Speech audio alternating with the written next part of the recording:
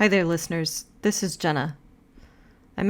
This podcast deals with issues of spiritual and sexual violence. Please use care when listening. He would walk into the room, and there were about 40 of us in this tiny, tiny little room in an arc around him. He would close his eyes, and then he would start talking. This is Tim Moore, the community leader for L'Arche Atlanta. You heard from him in the first episode. Here, he's describing going on a L'Arche leadership retreat in France with Jean Vanier about 10 years ago. And it was as if he was reading notes in his brain. And then right around 90 minutes, he would sort of wake up out of the reverie and say, okay, I think that's enough. It was amazing. Like, it felt like every single word was pure gold. But the fascinating thing was when I went back and listened to the recording, I didn't have the same experience. There was something about his presence that transformed how you received what was being said. So you're one of many people who's spoken about his presence. Can you try your best to explain that intangible thing? My guess is the Dalai Lama has it. Desmond Tutu probably had it. Mother Teresa probably had it. It feels like kinetic authority. There's a magnetism to it that draws you. It focuses you. It's kind of a guru effect. I was prey to it, for sure. Here was someone who had dedicated his entire life to living in community with L'Arche, this thing that he'd given birth to, that he'd given all of his wealth away, all of his privilege. I can trust this. This is okay. So I sort of surrendered to it, somewhat knowingly. From Sojourners Magazine, this is Lead Us Not, a podcast that explores what do we do when the people we once called living saints turn out to be secret perpetrators. In this episode, we're taking a step back to consider why we call some people living saints in the first place, and what role, if any, does charisma play in abuse. The term living saint is a kind of oxymoron. After all, the Roman Catholic Church typically waits to canonize people until they've been dead for at least 5 years. I'm not the first person to take umbrage with the term. In 1972, Canadian journalist Roy Bonesteel interviewed Mother Teresa and Jean Vanier for the Canadian program Man Alive. This was the last question Bonesteel asks of Teresa and Vanier. I want to open this question, which is a difficult one, and I hope you take no offense in it, but I think it has to be dealt with. And that is that in the eyes of many people, and in the language of many people, both of you are beginning to be spoken of in terms that approach something like saintliness. There are people who are coming somewhere close to the borders of worshiping not God through Mother Teresa, but Mother Teresa. This echoed a similar question that the filmmaker Peter Flemington had asked Jean Vanier 5 years prior for the documentary, If You're Not There, You're Missed. I mentioned jokingly that Canada's largest Protestant church was now featuring his life story as a part of its church school curriculum. Did this make him feel a sort of Latter-day Saint? I'm not going to play more of Vanier's voice. His answer, as it often did when he fielded this question from the media, had a self-deprecating charm to it. When interviewers asked if he was a saint, Vanier would say something like, "The real saints are rarely the ones who are called saints," an answer that sounds ominous now. But while Vanier deflected questions about his own sainthood during media interviews, in his private letters and conversations, he defended his abusive spiritual mentor, Thomas Philippe, referring to him as a, quote, slandered saint. And according to the 900-page report, throughout his life, quote, Vanier constantly rubbed shoulders with saints, end quote. Mother Teresa and 3 popes, Pope John XXIII, Paul VI, and John Paul II, all publicly promoted Vanier. Some 50 years after Peter Flemington asked Vanier if he felt like a saint, Carolyn Whitney-Brown, who you heard from last episode, posed the question even more directly. In the 2019 obituary she wrote for Sojourners, she described the interaction with Vanier. "Are you a saint?" she asked him. Vanier put his head in his hands and said, "Nobody knows me." Did you interact much personally with Jean Vanier? I first met him in person when we were still in L'Arche. As a reminder, Carolyn lived in a L'Arche community for 7 years and has worked on several books about L'Arche and Jean Vanier. There was something about Jean that felt like he could sort of see not just who somebody was in that moment and accept that, but see who they could become, whether they were someone with a disability or without, just a sense of kind of what their inner strength and gift was. And in his presence, that kind of sense of his suggestions that I was, a fine writer, I should be writing books. And I was like, yes, I'll go write a book immediately. Like I really had that experience that people had with Jean of feeling that I had competence that I'd never even discovered and that I could stand up and be a better person. That's something I've heard a lot from people who knew Vanier. He was captivating. He made you feel seen. There was just an unnamable something about him that transformed an experience, that transformed you. Many people call it charisma. Charisma is actually a theological word, rooted in the Greek word for favor or gift. Webster's notes that it was, quote, used in Christian context to refer to a gift or power bestowed upon an individual by the Holy Spirit for the good of the church. A sense that is now very rare, end quote. But I think in Christian communities, that equation of charisma with giftedness still lingers. And frankly, it leaves me feeling uneasy. All too often, charismatic leadership goes unchecked.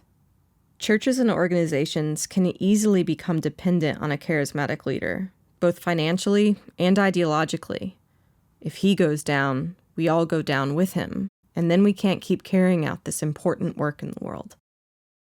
Last fall, I talked to Katelyn Beaty about my fears surrounding charismatic leaders. Katelyn is a Christian editor and author of the book Celebrities for Jesus: How Personas, Platforms, and Profits Are Hurting the Church. I think we're very aware that celebrity power can easily corrupt and lead to all sorts of abuses of power, and that's not to excuse anyone's culpability in that. But we, as people who put people on pedestals, are sometimes playing a role in creating the conditions that make it easier for them to hurt other people. One word that both of us have thrown around some, and I just want to maybe define a little bit more, would be charisma. What does charisma mean to you? I think of charisma as a type of interpersonal power that doesn't depend on a kind of title that signals to everybody, I'm the most important person in the room.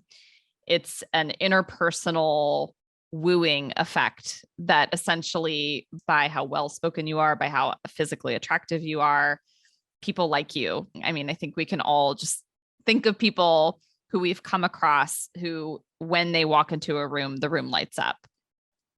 Everybody kind of stands at attention, like waiting to see what this person is going to say and do. They want to follow this person and be around them.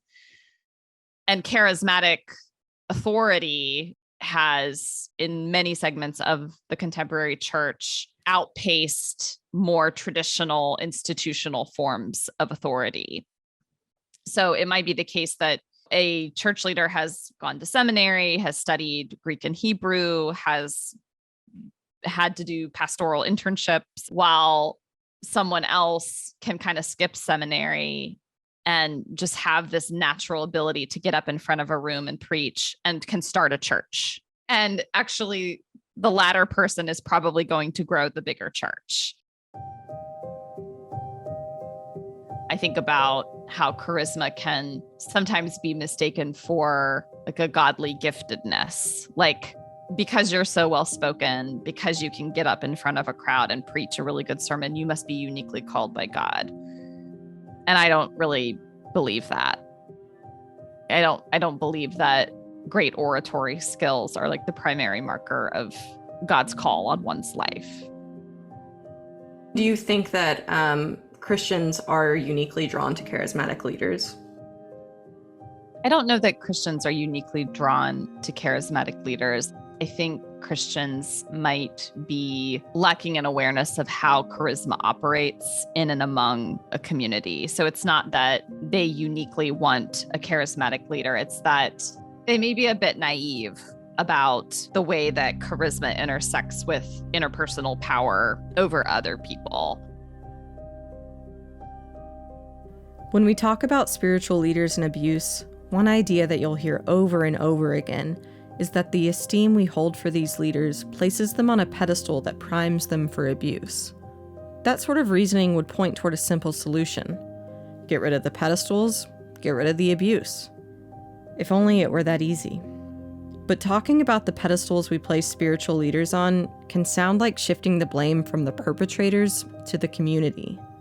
I want to be clear. That's not what Katelyn's doing, or Tim, or Carolyn. In my interview with Carolyn, she emphasized that the only person who is responsible for the abusive behavior of Jean Vanier is Jean Vanier himself.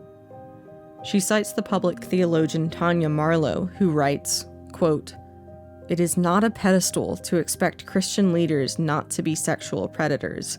Really, the bar is very low on this one." End quote. She's right. Expecting Christian leaders not to be abusive is a low bar, and Vanier didn't meet it. There's nothing we did to make Jean Vanier become abusive, but I do think there's something we can do to make it safer for people to come forward sooner.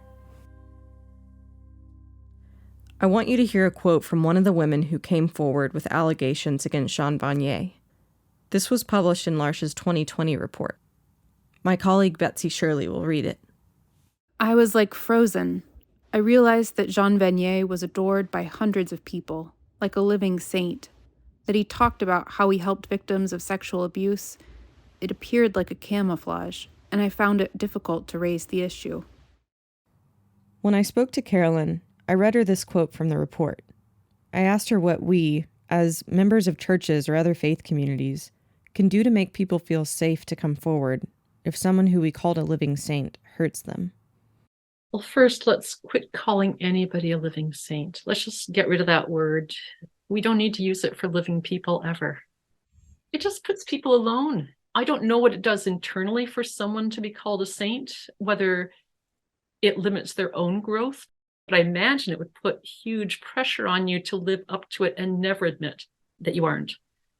But even more so, I think the greater danger is what you're naming, that if someone needs to say that there's serious wrongdoing and damage here, there's danger here, it makes it very hard for them to say that. People are invested in seeing this other person as a saint. I think whenever we start calling an individual a saint, we are creating huge risks for not only that person themselves, but for people around them who trust them.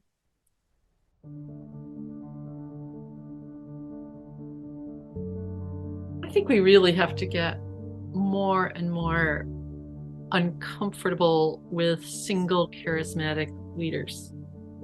I don't mean we should think the worst of people, but I think we should recognize that they never stand alone, ever, never. And we Christians have a triune God, nobody stands alone, not even God. As we talked about last episode, Vanier never stood alone in the founding of L'Arche. Yes, he had charisma, but he also had generational wealth and connections. Jean Vanier came from a privileged background, what the 900-page report described as the military and governmental elite of Canada. His father was a Canadian ambassador to France and was eventually named the Governor-General of Canada. That's a position appointed by Queen Elizabeth II. His parents were also deeply involved with leaders of the Roman Catholic Church. They were friendly with the Pope at the time. The 900-page report included analysis of how these familial connections within both French elites and the Catholic Church were instrumental to L'Arche's success and helped Vanier as he was setting up the legal structure for L'Arche. One community member told the commission, quote, "Everywhere we went, someone said to Jean Vanier, 'Oh, I knew your mother.'" We can't talk about charisma without talking about privilege. Tina Bovermann, the executive director of L'Arche USA, who you heard from last episode, was the first person to point this out to me. It strikes me if I were to ask you, Jenna, name 5 charismatic people, or name 3, who would those folks be? Yeah, well, Jean Vanier would come to mind now. Henry Nouwen, Jim Wallace, to name a few. So the first marker that I see, those are all men. I've thought about this since 2020, and I'm trying to figure out, can I find a charismatic woman? Like one who not just I believe is charismatic, but who's perceived as charismatic. And I'm sort of hard pressed to find one. So one of the qualifiers I think of charisma is it's also male. But maleness alone doesn't equal charisma, Tina explained. Charisma means nothing if you don't have the ability to leverage it. Now, in Jean's case, of course, he comes from what I would call Canadian aristocracy, right? He is intellectually, relationally, socially, financially, and probably in all kinds of other ways, wealthy. All of that together, I don't know what else to call that than privilege. Last episode, we interrogated L'Arche's origin story. We learned that Vanier lied about his main motivation for founding L'Arche. He didn't primarily feel called by Jesus to start community with people with intellectual disabilities. In actuality, he felt determined to find a way to reunite a condemned group of mystical sex practitioners around Thomas Philippe, an abusive man who he referred to as a slandered saint.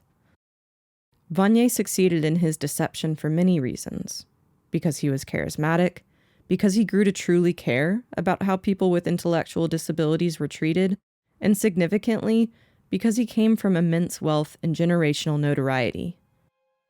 All of these factors camouflaged his abusive behavior. I realized that Jean Vanier was adored by hundreds of people. Beginning to be spoken of in terms that approach something like saintliness. That he'd given all of his wealth away, all Like of his a living privilege. saint. I can trust this. This is okay. Did this make him feel a sort of That he latter-day talked saint? about how he helped victims of sexual abuse. It appeared like a camouflage, and I found it difficult to raise the issue. It seems that this camouflage, which Vanier wore so effectively, was passed down to him from his spiritual mentor Thomas Philippe. Vanier didn't just inherit Philippe's abusive mystical sex practices. He also inherited his sheep's clothing. The victim testimony you heard about Vanier's abuse rings eerily similar to how one woman described Philippe. Here's my colleague Betsy Shirley reading it. Père Thomas was such a holy man that it was impossible to make such accusations, and probably I was afraid and too weak for facing to defend my experience as truth. The report puts it this way, quote, "The reputation for holiness blinds some victims and dissuades them from speaking out.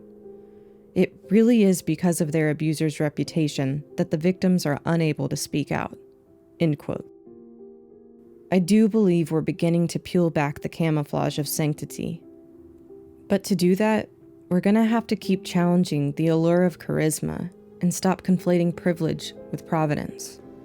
Success and interpersonal magnetism aren't markers of elevated godliness, a level of godliness that would make us skeptical that this charismatic person could be capable of abuse.